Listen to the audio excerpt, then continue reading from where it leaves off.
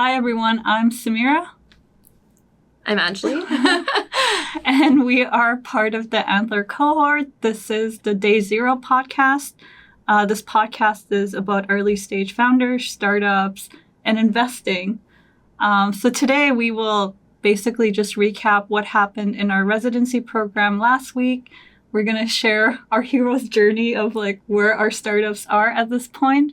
And then we're also going to delve into the relationship between investors and founders, because Angeli has a pretty unique background and perspective. She went from being an investor to being a founder. Yeah. Which, it's not a path that is alluring to most people, because, being a founder is you're in the trenches, and all that. And being VCs, you get to wear Patagonia vests and have people suck up to you, right? That is true. That is true.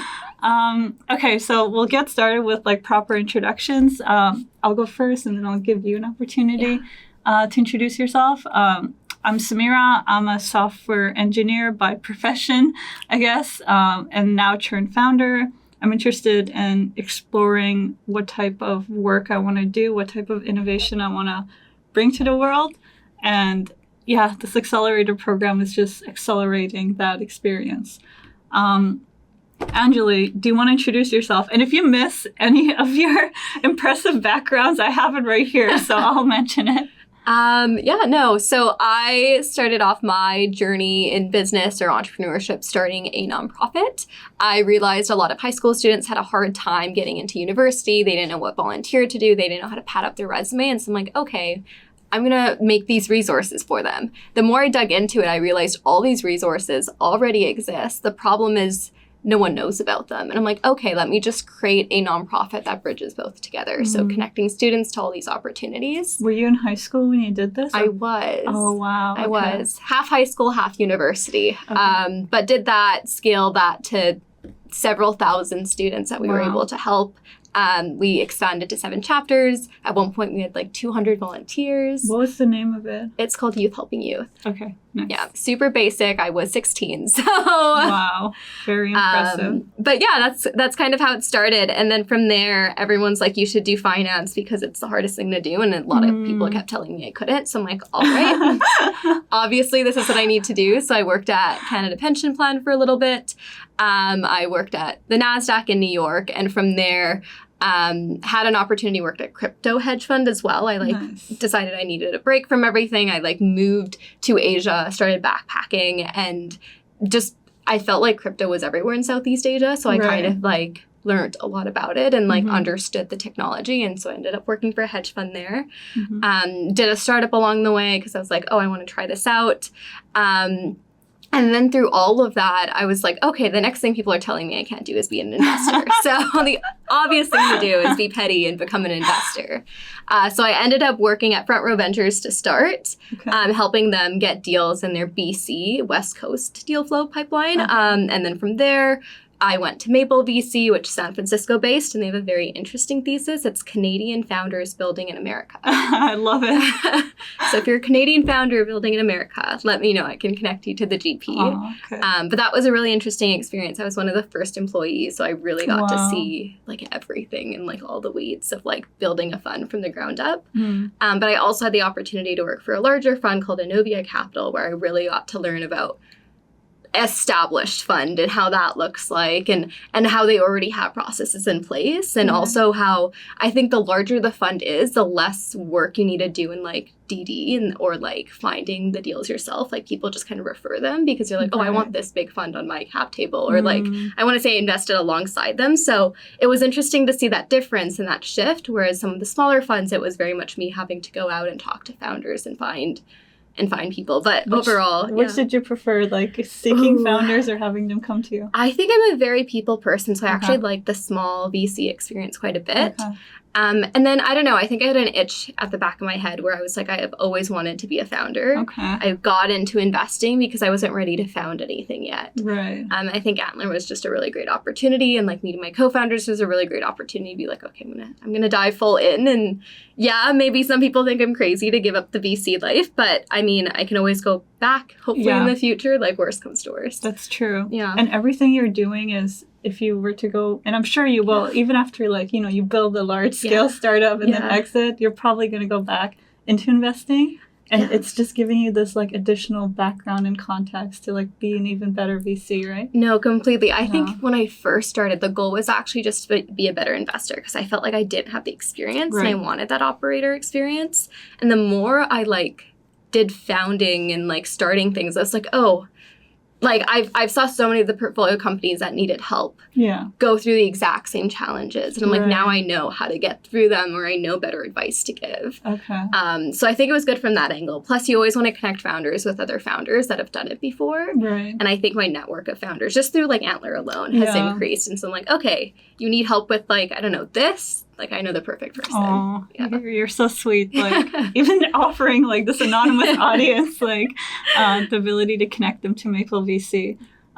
You also forgot to mention perhaps one of your dramatic actions, which was you dropped out of university. I did do that, yes. But yeah, I dropped out of university. And I think a huge reason for that was I always felt like in order for you to do something well, you have to only focus on that thing. Mm-hmm. And I was focusing on school. I was still an investor for 2 funds part-time. And I was trying to run a startup. And I saw my co-founders put in so much more effort. And I'm like, okay, I need to sit down and realize I need to pick. Because it's unfair to all of my other commitments for me not to be committed to one thing.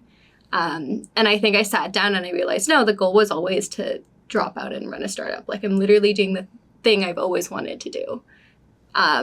So it was an easier decision then, but I also have 7 years to graduate, so I could always go back. Worst comes to worst. That's true. People forget that about, right? Your undergrad, like your courses are good for like 4 years? Yeah. Or something like that, your credits.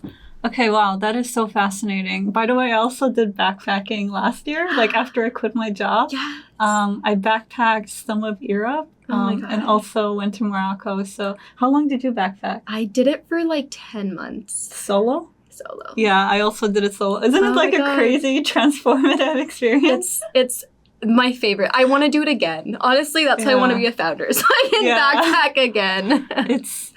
It's crazy because like I thought it was such a cliche and it was something people only did back in the day. Yeah. And I do feel like people are doing it less now. Yeah. But it's still such an incredible experience, like changing environments. Yeah. Constantly seeing how other people live and work, and meeting people constantly, right? Mm-hmm. It's crazy. It is. I feel like there's no better way to like learn how to like interact with people. That's so true. Yeah. That is so true. Yeah, because I feel like before that I was very like not great with people. Like it was like a mix. Like I could, but I was kind of awkward. Mm-hmm. And it was like backpacking where you're literally forced to say hi to like so many people every day and make friends every day. And then you move on. Like you go to the next hostel, right? So you can't really like, you know how like our normal like social relations growing up, maybe someone said something to you in high school and it still sticks with you. But when you're backpacking, you just see like, it really doesn't matter. Like, you're just going to meet new people all the time. Yeah. Yeah, I never realized that. It helped me, like, gain a lot of particular social skills. No, completely. And it was just good to, like, see the world in a different lens. Like, I feel like we always think about Europe or Southeast Asia from, like, the media perspective, because that's all I know, or, like, people that have been there that, like, share their experiences. But to actually be there and form your own opinion, I think was good for me to just understand, like, geopolitical situations as well. Which is a weird one. I'm a nerd like that. But, like, it was cool. No, that's good. It's being a nerd, I think, in, like, you know, you can be a nerd in many different fields or avenues. Yeah. This is a great one to be a nerd in. I also wanted to ask you, it seems like, you know, your journey's just started, but you've done so much. And it seems like you have these guiding principles. I wonder if you have mentors around you or like a board of advisory or something that helps you. Or do you have this North Star that comes from like your background and experience, just growing up or whatever? Like, what is that? In terms of like my North Star, I think I do have one, and it's always been impact. Okay. That's a huge reason I chose not to be a doctor and go into business, even though my parents were like, oh my God, no, what are you doing? For me, it was like, I just want to help people. I feel like the world has so many problems and I just want to help solve them. I think it was what made it easy to like not be an investor anymore. Okay. Because I never felt like I was able to actually impact that many people. And like, I don't know, I didn't like being like chased around and like begged for money. I'm like, I don't know, that wasn't my thing. Were you raised in Canada? You were born in Canada. Were your parents immigrants? They're from Punjab. Okay. Yeah, I always think that's such an interesting dynamic. Like, I came to Canada when I was 7 years old, and I similarly have this motivation to do something beyond, like, you know, this, like, little sphere of living life, because I have this entire background, and I'm constantly influenced by my parents' stories and culture. So you kind of think you can't just, like, you know, like, live your own life, right? Completely. And they always say, like, immigrants or, like, the next generation are, like, the most likely to actually do the most for the country that they immigrated to. Right. Which is fascinating. I remember when I was in SF, I met this VC who specifically invested in like immigrants like that. Yeah. That's also with Maple VC. Oh, really? Okay. But no, like, I think you actually do see it a lot with immigrant founders. They just have this hustle set, like, mindset.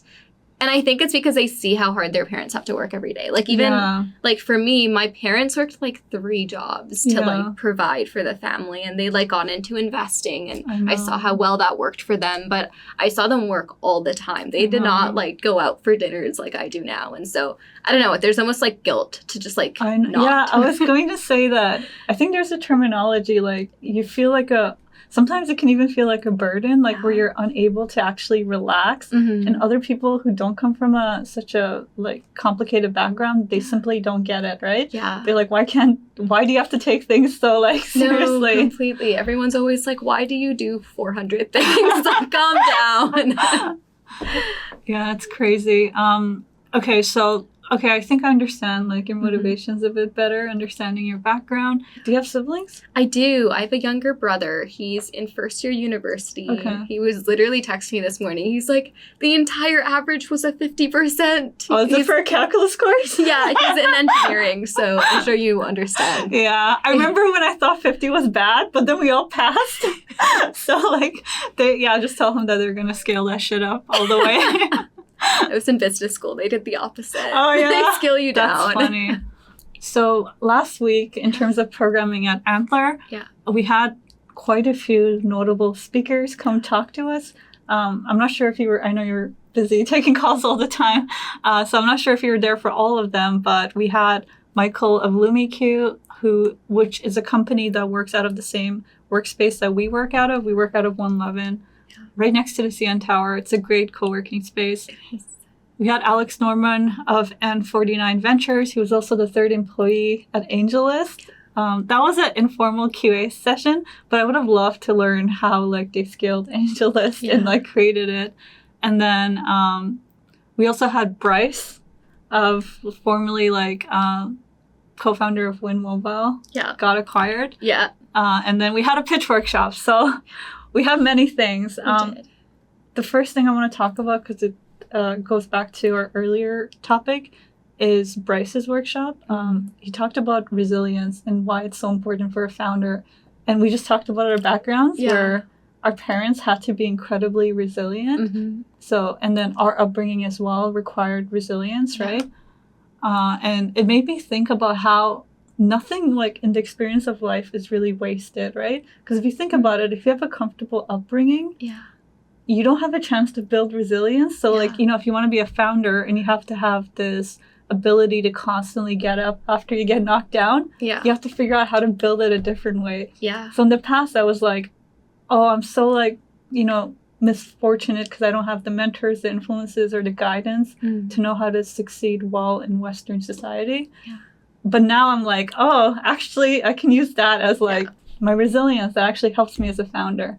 So what do you think of that topic? No, completely agree. I think it's like, no, I know so many friends that I used to be like, it's hard not to be like, oh, they have had everything. Like, life is so much easier.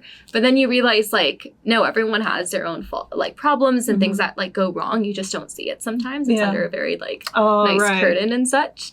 But I do agree. I feel like being like coming from like almost two backgrounds of like having to fit into Canada, but also like having like the, like whether it's like parents' influence or for you literally living in a different country. Yeah. I feel like that does like almost bring in clashes of like how you were born to act, or like you have pressures to act, but also the pressures of Canada that and it like even that alone I feel like teaches you about resilience. And you like I feel like I didn't realize, but I got this like new tool in my toolkit, which is knowing how to be resilient and knowing what that roadmap looks like. So no, that was a really great talk for me, because I was like, yeah, resilience is so important. And I feel like we don't talk about that enough, because as I think we've noticed throughout the weeks, everyone's been pivoting, everyone's been changing ideas. Like me. Yeah. Tracking back in, tracking out, tracking in again. Like, if that doesn't say resilience, like, I don't know what does, right? That is true. I had a particular enlightening conversation with Alex Wright, who's one of the directors at Antler. This was right after I had tracked back in, which means I broke up with the co-founder that I had worked with the last 2 weeks. And I was like, oh, I'm so like anxious because the pre-investment committee is coming up. And basically, if you don't pass that, you exit the program a bit earlier. And he said that the only definition of failure is really like if I'm at that exact same spot a week from now. And I talked to him like I haven't done anything but like tracking out, trying different ideas, like failing. Like that's good. Like doing things is good. Yeah. But you came to Antler with a co-founding team already and an idea, but you guys have also pivoted a few times. We have also pivoted. I think for us, again, I was an investor. I thought I knew how to build a company. I feel like a lot of investors think that. We give advice all the time, and then I'm like thinking back and I'm like, You know what I was thinking in the weekend? I was like, being an investor who's never built a company is kind of like being a food critic who couldn't get into culinary school. No, completely. Most investors are like failed founders too. So yeah, that's interesting, isn't it? It is. What do you think of that? Some of them are brilliant, I will say, because I really took the time to reflect on why it didn't work. And I think there's so many lessons there. But a lot of them just like use that to be like, oh, I know what you're going through. And I feel like they don't. And I'll admit, at times I've, like, looking back now, have given feedback that maybe I shouldn't have. And now I'm actually more skeptical of investors. Like, I think it's also been said quite a bit in Antler, but, like, don't listen to an investor. Yeah. like, they're going to say you need to fix this, this, and this. They're the wrong investor for the most part. Like, you have to have full conviction over what you're building. Right. And you shouldn't pivot or change based off of whether or not a VC will invest. That's true. I think there's also another dimension, which is it's a lot easier to tell someone else how to do something or solve their problems. Yeah. And your insights might actually be helpful, right? That's so true. As an investor, maybe like, you just graduate into investment, so you don't have startup knowledge. The advice could actually, like, it's still helpful. Yeah. But, and then I was listening to this podcast. These two venture guys were talking about how sometimes it can be a negative when a former operator is a VC because they want to be so involved in like the startup they invest in. And sometimes like they can be the cause that steers it out of direction. Yeah. So pretty interesting. Completely. I think another thing I've realized is B2B investors and B2C investors are completely different. Oh, yeah? Like advice is completely different. So our battery ran out and we got abruptly cut. We can't remember the last exact topic we were on. So we're just going to move on to the next topic, which is co-founders. So one of the central components of Antler's incubator is that it brings together a bunch of people who are solo founders for the vast majority of the case. And they could have some domain expertise, or they can be idea agnostic, or they can be technical, or have like savvy business skills that applies everywhere. And you find a co-founder in the cohort, hopefully, by the end of the 10th week. So I came in as a solo founder, and I got to know a few people. I officially tracked out, which is you fill out a form that says you're serious about exploring a co-founding relationship. So I tracked out twice, and I tracked back in, which means that we explored the relationship and it didn't work out, essentially. And keeping in mind that the person you select, you're basically conceptualizing working with them for the next 5 to 10 years. Yeah. So I need advice on how to find my co-founder. Yeah. You came into the program with 2 co-founders, right? Yeah. So I want to know how you met them. Yeah. And how your relationship is with them, and then what advice you would have for me and the people in general. Yeah. So to start off, I've been wanting to start a company for maybe like a year now. Okay. So even though I was like doing other things, I was investing and such like that. The goal was to like, on the side at least, like try to find co-founders, try to like think of ideas. And so I actually spent a lot of time looking for co-founders. I like went to events. I like did the YC co-founder matching. I like chatted with God knows how many people, and almost went through that same thing now that I think about it, of like meeting someone, working with them for a week, realizing like, okay, this isn't working. And then like moving on. And then like at one point I'd find someone else, like it would be at a networking event. They're like, oh, I'm trying to like look for the next thing, but I need someone more businessy. And I'm like, oh, that's me. Do you want to like work together and just see what happens? And so I kept doing that a lot, and it never just felt right. Like, I don't know what to say. It was always like, it could be small things, like communication was different. Their expectations of what I should do was different. It could even be like mutual respect wasn't there, which I think is such a big one. And at the end of like all of that, I kind of gave up. And I was like, I'll just be an investor. I shouldn't complain. This is pretty good. And I ended up being asked to judge a hackathon maybe back in October now. And I was like, at first not going to do it. But I was like, okay, sure, I'll do this. And that's where I met Nikita and Soren, who are now my co-founders, pitched this like brilliant idea, I thought, at the time. And so for me, I'm like, oh, I'd love to grab coffee with them after, just from like the investor lens of like seeing if I could help support. Right. I did think in the back of my mind, if I feel like there's a connection, like maybe there's an opportunity to work with them as well. And so we all grabbed coffee, and they actually ended up proposing, would you want to like, oh wow, like, would you want to like join or like be involved? And I'm like, oh my God. And we just had that conversation, and I don't know, it was almost like a gut feeling. Like it was just, I remember that conversation in the coffee shop so vividly of like, I never felt like they didn't respect me. I never felt like, I just enjoyed chatting with them as well. Like it was a really lovely conversation, and they were very direct and upfront, which I really appreciated. They didn't like hold things back or like wait any, like for me, I think that's super important because I'm very blunt and I need people to be blunt back. Otherwise I just feel bad. Right. That's funny you say you're blunt. I don't like, you seem very nice and kind. Thank you. I think sometimes I'm too blunt, but I also know on the surface I seem like nice. Yeah. So it's interesting, like sometimes I think how you look as a woman or communicate, and then how you judge yourself, right? Yeah, no, the amount of time, like, sorry, deviating from the point a little bit, but the amount of time I would like pitch a company, and people would just automatically assume I'm in impact investing, or I'm doing impact or social work. And I'm like, no, this company is just like, it's a fintech. It's making money. I'm like, and so it's interesting because I find like I can get away with being a little bit meaner because I'm female. That's true. We should use that to our advantage. Yeah. I think I want to talk about this topic of being a woman, and being in startups and investing, but from a bit of not like the woe is me angle that I feel like gets perpetuated a lot on socials, but from a different angle. But let's close the loop on the co-founders topic first. Okay, so let's serendipitous a little bit. It was. And I think like we just said, let's meet every Sunday and like work for the day, and that's it. Okay. And then we just did that. We enjoyed it so much. We slowly started staying later on Sundays, and then we started like adding a day, and we started, like no one said anything, but we all kind of dropped out of all of our other commitments because we thought that this was growing, then this was bigger. Like Soren literally left his like past startup because he's like, I love working with you guys. So can I ask you about the dynamic? Also, I think it's really interesting, and I have this hunch that I will find my co-founder in a non-intentional founder route, because I think if two people want to be founders and they're like, let's work together. Okay, so we switched to my photo booth camera because my battery keeps running out on my Sony ZV-1. Don't get that camera if you care about battery life. It's actually awful for battery life, but everything else, it's a good budget camera.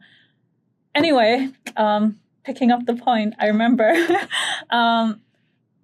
it seems like going the traditional path that's paved, like YC co-founding Antler, and other ways of intentionally finding other co-founders who want to be co-founders.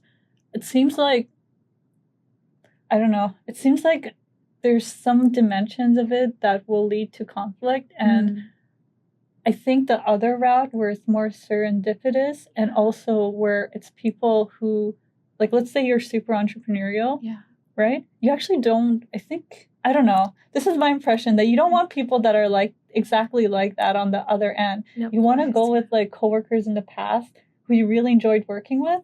But their vision isn't like this entrepreneurial thing. They just love a particular other thing. Or engineers who want to do hackathons and not necessarily like, you know, what do you think of that? No, I completely agree. I think when you know, it's almost like any relationship. Like, you know, when you meet someone and you're like, I'm going to be friends with them for a long time. Like, you don't know why, but it just happens. I think it's very much like a gut feel of, you know. And I think like when I was working with Nikita and Soren, like I never actually doubted that it wouldn't work out.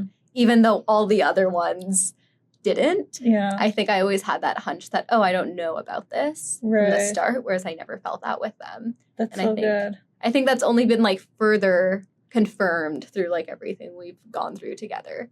That's amazing. And you know, they say like your gut is so important, not just for people in general, but women in particular. They're more like in tune with their gut feelings, and we should follow it more. And sometimes I wonder why I don't, you know, because it always does lead you to the right path eventually. It does. Can I ask why you find yourself not sometimes? Yeah.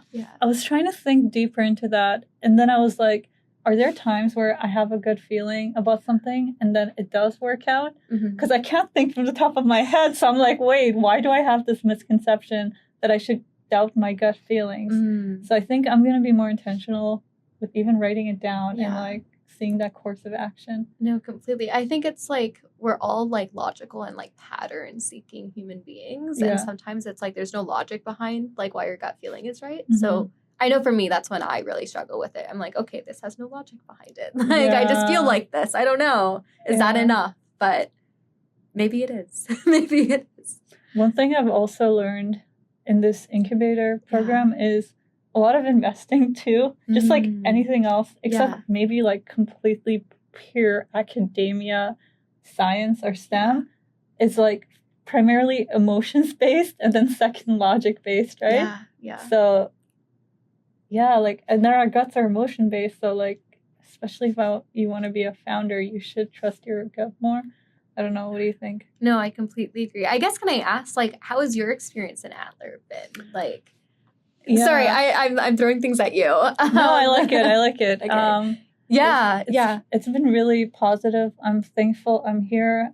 I'm learning a lot. Okay. One challenge I actually have with myself is sometimes I can be way too open-minded, and sometimes it can be detrimental to my own good. I like being open-minded because in different aspects of my life, that open-mindedness has caused a paradigm shift of how I view the world.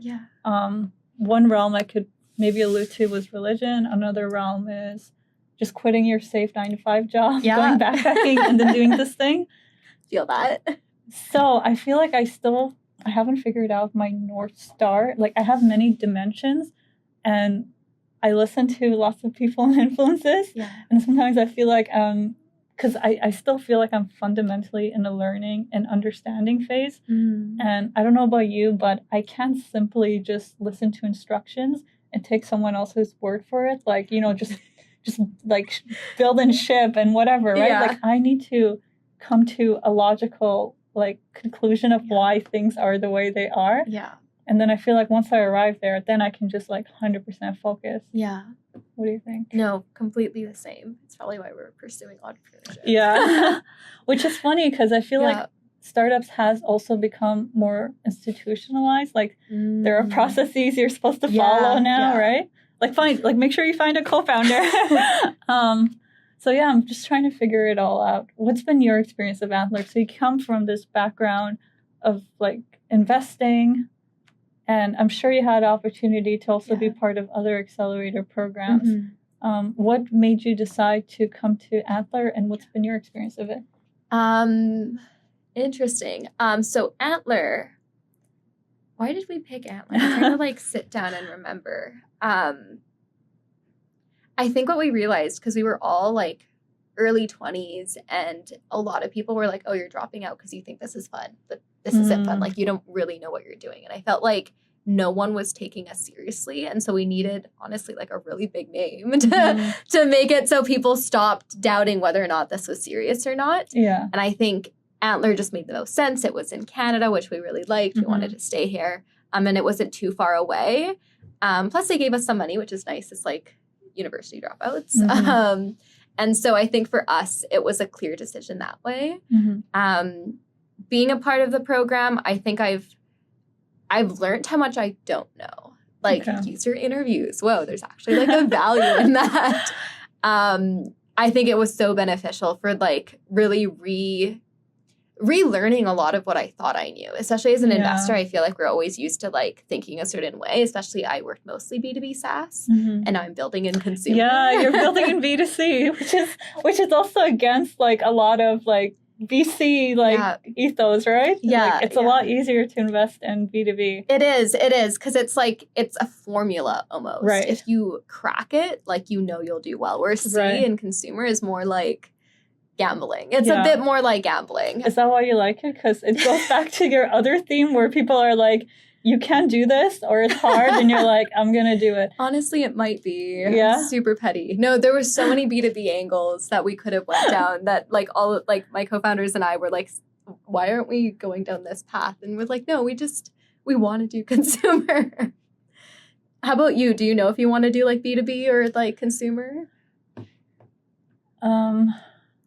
My hunch, okay. Yeah. So I was working in legal tech last week. And I got really excited about it, like to the point of being like, I studied political science in undergrad too, and I wanted to be a lawyer. So I was like, oh my God, this could be a story that comes together. Like I wanted to be a lawyer, but I studied coding for a reason. And now I can build in legal tech and essentially like create some type of disruption in the legal space. Yeah. And I even like envisioned myself kind of being immersive in it, in the sense that I could even enroll in law school. Because, like, law school is fascinating itself, and I love intellectual stimulation. So I got really excited about that, right? And then I literally walked kilometers thinking through it. And this is the annoying part for me. Yeah. And then the next day, I was looking at competitors, and I was looking at how, all of them are pitching a sense, they're pitching on how to make the legal process more efficient for lawyers.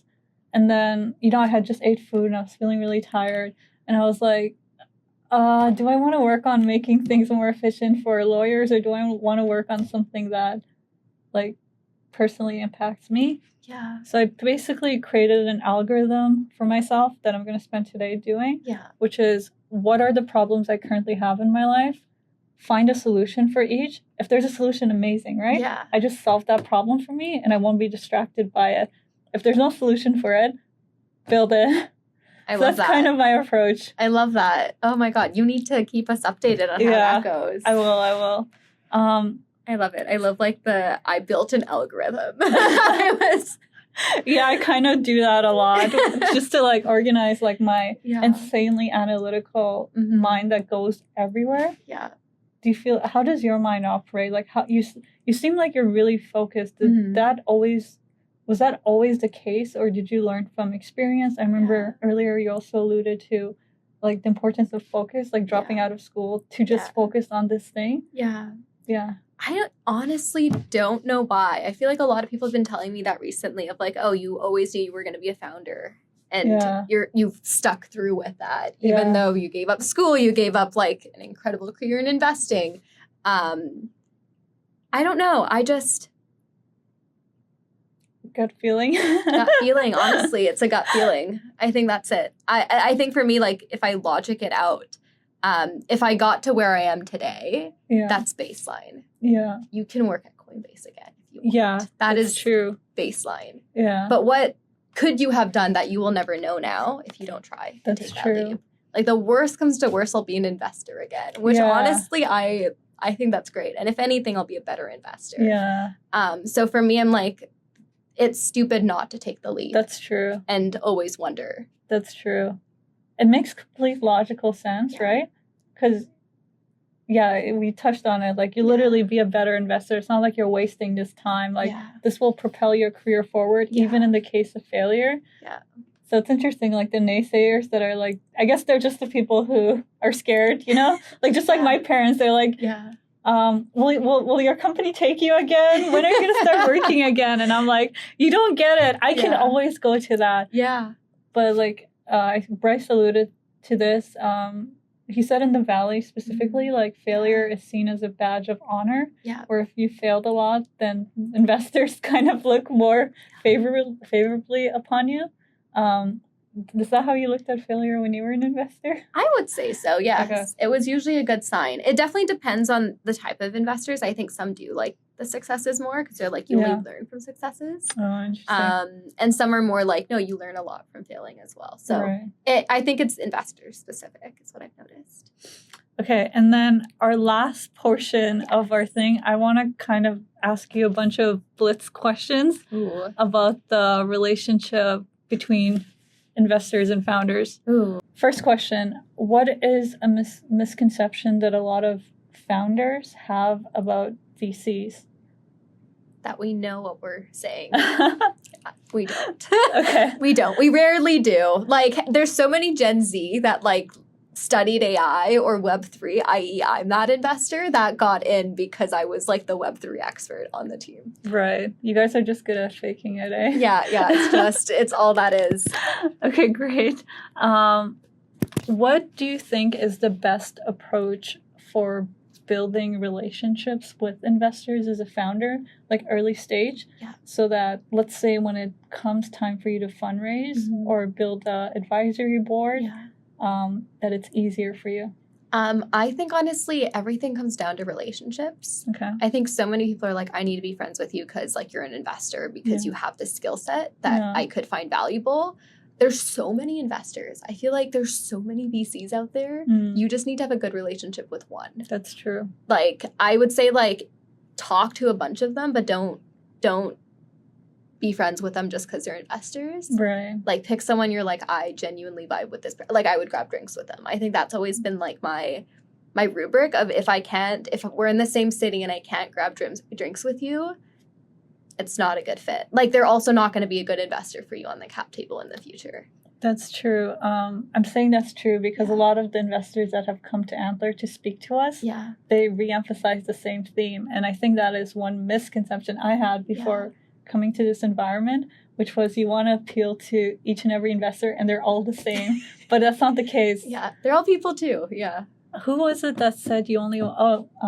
Raymond Luck? Yeah. He said you want like 8 out of 10 people to essentially hate your idea. No, completely. And it's the same with investors. Like, you want some investors to like absolutely hate your guts. And even me as a VC, there's some investors that are not my like friend at all. Yeah. But there's some that absolutely like I would say have like the best relationship with. And I could call if I was at the hospital or something like that if I needed to. So I think it's extremes, but like having just like knowing what the right people are.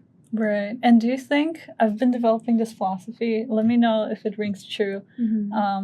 So the relationship between an investor and a founder, or essentially anyone in that type of like work environment or dynamic, it's not necessarily the money or the work. Like you said, it's primarily the relationship between like these high driven individuals.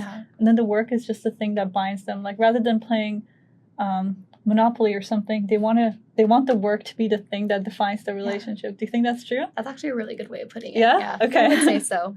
All right. I'm glad. And then last question, I want to touch a little bit about women in business and venture and startups, because I'm currently struggling with a few things.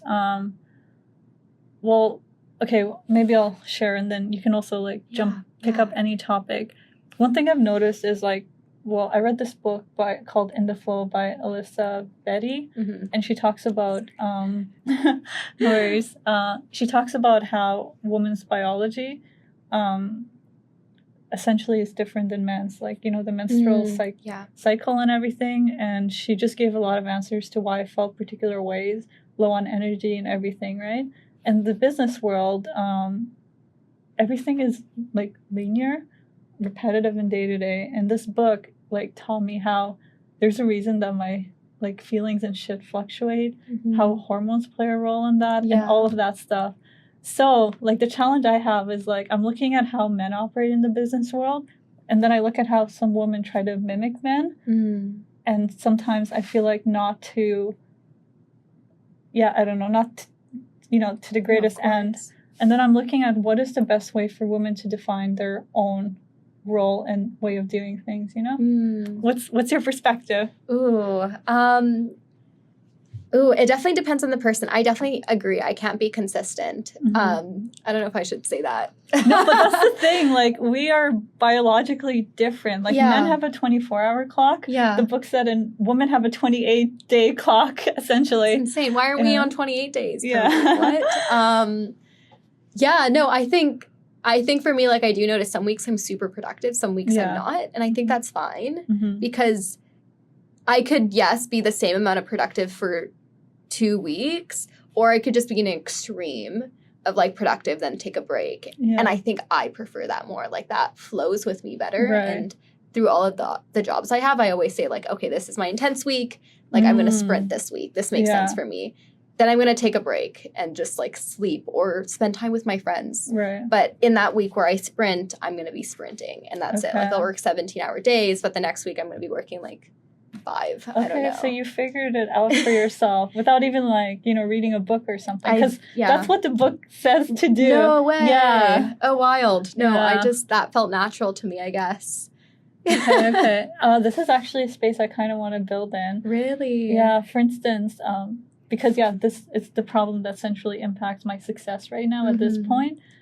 So even like, for instance, a lot of project management tools or productivity tools or whatever, none of them actually take into account that biology aspect of women's, internal rhythms.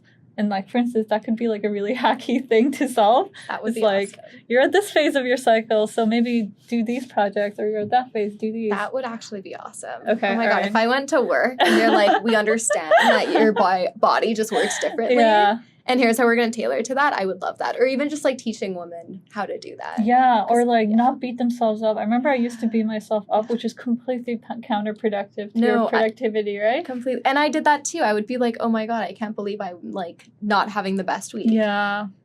And then the other aspect that's controllable is also like just your hormonal levels and balancing it. Yeah. Like we have no idea the things that lead to an imbalance, which leads to these like mood shifts and like lack of focus and energy and everything.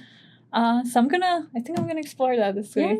Yeah. Oh my God. Yeah. All right. This was an amazing podcast for me. I learned a ton. Me too. That's always my goal when I bring someone. So thank you so much for taking time out of your day to do this. Yes, thank you for inviting me. I had such a lovely time. And even just to like learn more from we haven't had a chance to like really talk. Yeah. This was wonderful. And I'll share your socials down below so people can follow your journey. You're such a fascinating individual. And I'm sure like in a short span of time, you're going to be on the cover of many things. Thank